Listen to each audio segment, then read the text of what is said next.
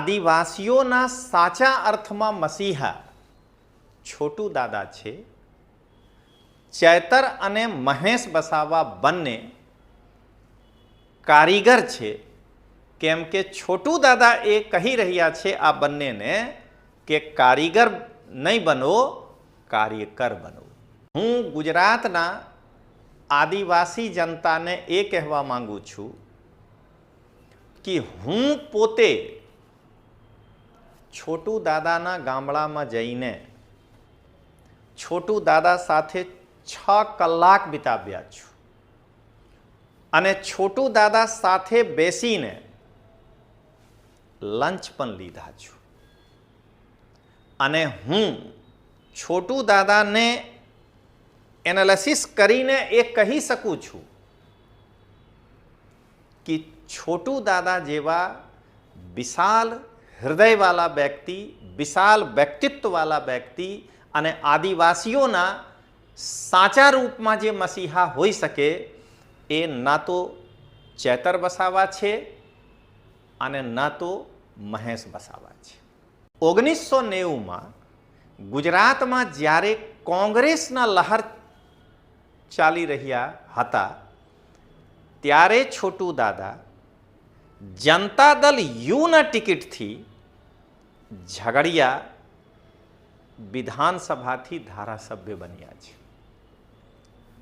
જો છોટુ દાદા ચેતર વસાવા જેવા પાવરના પોલિટિક્સ કર્યા હોત તો છોટુ દાદા આજે કોંગ્રેસ જોઈન કરીને અત્યાર સુધીમાં મુખ્યમંત્રી અથવા ડિપ્ટી મુખ્યમંત્રીના પદ લઈને સારા જિંદગી વ્યતીત કરી ચૂક્યા હોત. આના કારણે હું કહું છું કે છોટુ દાદા જેવા ચેતર હોય કે મહેશભાઈ હોય નહીં હોઈ શકે છે. હું ગુજરાતની આદિવાસી જનતાને એ કહેવા માંગુ છું કે 1990માં આદિવાસીઓના ગુજરાતના રાજકારણ અને વહીવટમાં શું સ્થિતિ હતા, છોટુ દાદાના સંઘર્ષના કારણે આજે ગુજરાતમાં આદિવાસીઓ આ સ્થિતિ પર પહોંચ્યા છે કે પોતાની શક્તિ પહેચાનીને સરકાર સાથે વાતચીત કરી શકે છે અથવા સરકારને નમાવી શકે છે. પણ છોટુ દાદાના શિષ્ય ચેતર વસાવા હોય આ કે છોટુ દાદાના પુત્ર મહેશ વસાવા હોય, ચેતર વસાવા સામંતી પાર્ટી, કેજરીવાલની આમ આદમી પાર્ટી જોઈન કરીને આદિવાસી આંદોલનને કમજોર કર્યા છે અને મહેશ વસાવા સાહેબ પણ કોંગ્રેસ પાર્ટી જોઈન કરીને છોટુ દાદાના આદર્શોના ઉલ્લંઘન કર્યા છે. ગુજરાતની જનતાને લોકતાંત્રિક આવાજના રાષ્ટ્રીય સંયોજક રજનીશસિંહ તોમરના પ્રેમભર્યા નમસ્કાર.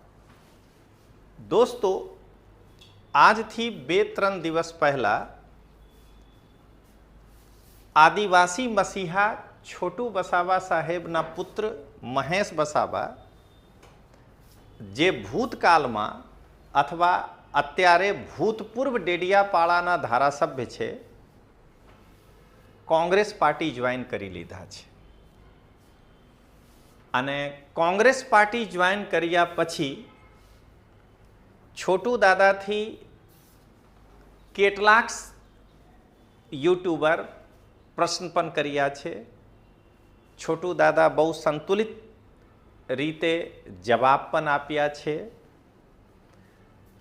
તો આજે હું આદિવાસી સમાજની ગુજરાતમાં રહેવાવાળા જે નાગરિકો અથવા વ્યક્તિઓ છે એના માટે આ વિડીયો ખાસ બનાવી રહ્યા છું કે છોટુ દાદા સાચા અર્થમાં આદિવાસી મસીહા છે.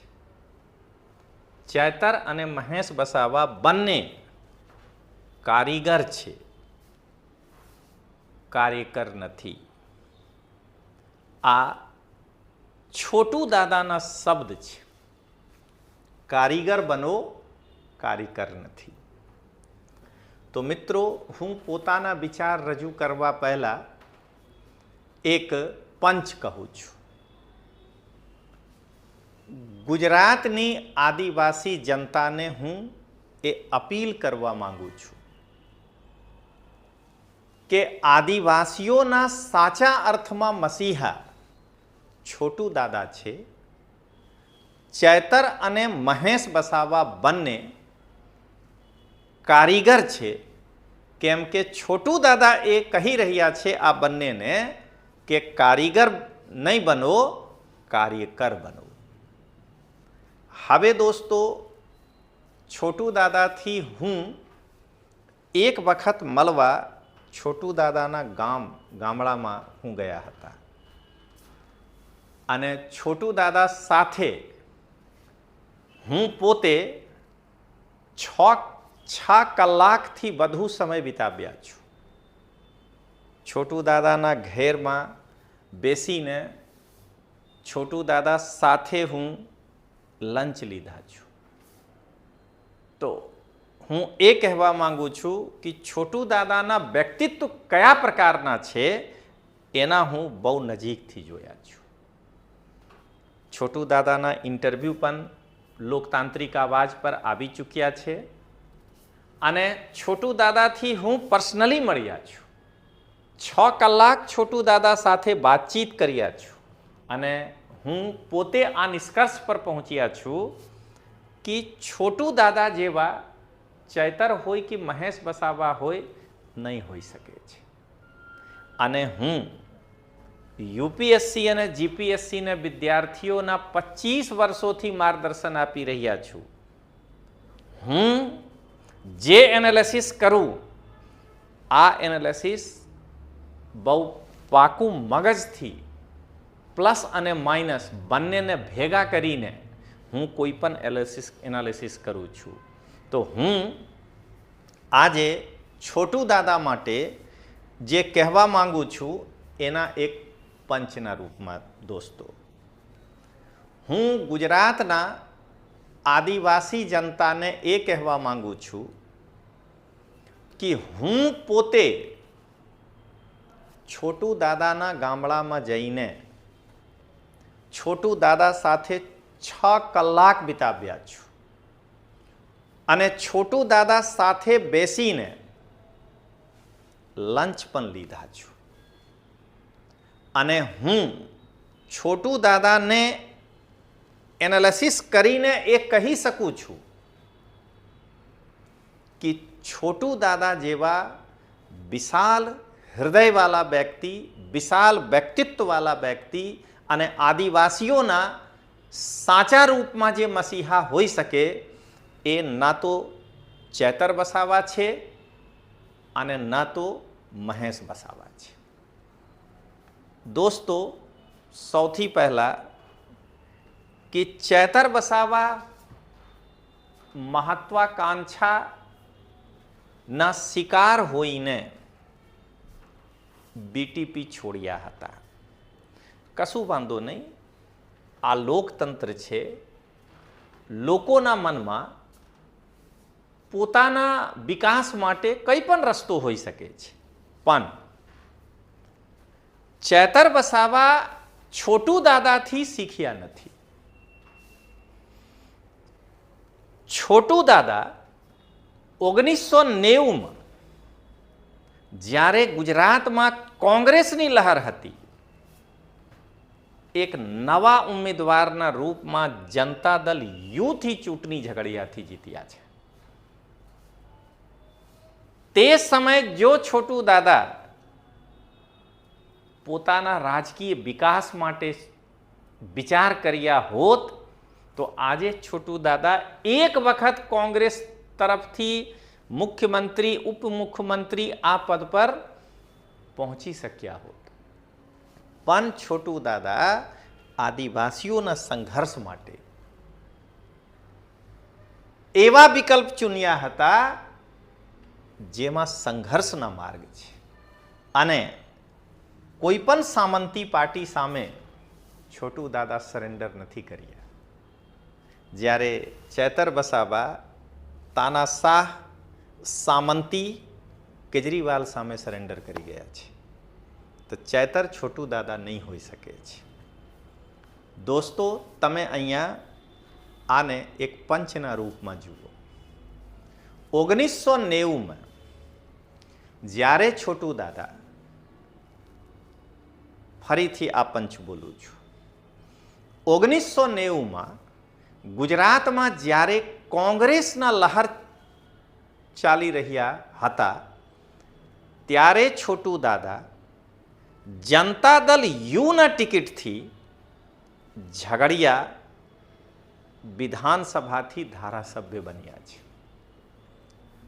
જો છોટુ દાદા ચેતર વસાવા જેવા પાવરના પોલિટિક્સ કર્યા હોત તો છોટુ દાદા આજે કોંગ્રેસ જોઈન કરીને અત્યાર સુધીમાં મુખ્યમંત્રી અથવા ડિપ્ટી મુખ્યમંત્રીના પદ લઈને સારા જિંદગી વ્યતીત કરી ચૂક્યા હોત. આના કારણે હું કહું છું કે છોટુ દાદા જેવા ચેતર હોય કે મહેશભાઈ હોય નહીં હોઈ શકે છે. દોસ્તો, હું એકલા ચેતરને નહીં કહું છું, મહેશ વસાવાને પણ કહું છું કે મહેશ વસાવા નહીં હોઈ શકે છે. દોસ્તો, તમે એક વાર સાંભળો, 1990માં આદિવાસીઓની હાલત રાજકારણમાં અથવા વહીવટમાં શું હતી. છોટુ દાદા પોતાના વિસ્તારમાં આદિવાસીઓમાં જાગૃતિ લાવીને આજે અહીંયા સુધી પહોંચાડ્યા છે આદિવાસીઓને.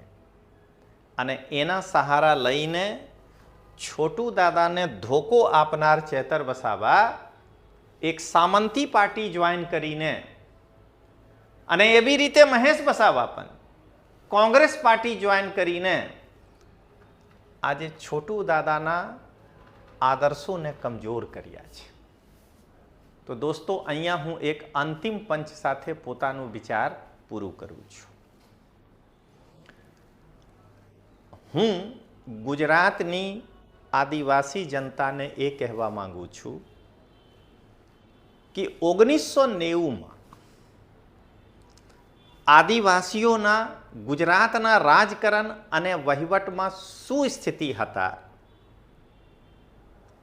છોટુ દાદાના સંઘર્ષના કારણે આજે ગુજરાતમાં આદિવાસીઓ આ સ્થિતિ પર પહોંચ્યા છે કે પોતાની શક્તિ પહેચાનીને સરકાર સાથે વાતચીત કરી શકે છે અથવા સરકારને નમાવી શકે છે.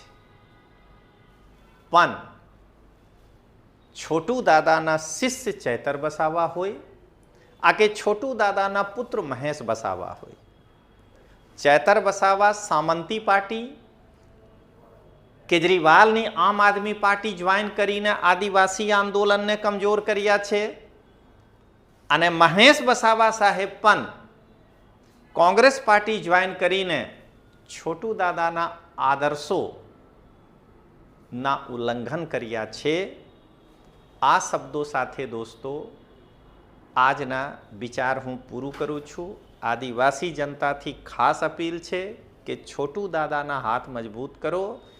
જય હિન્દ, જય ગુજરાત, જય જોહાર.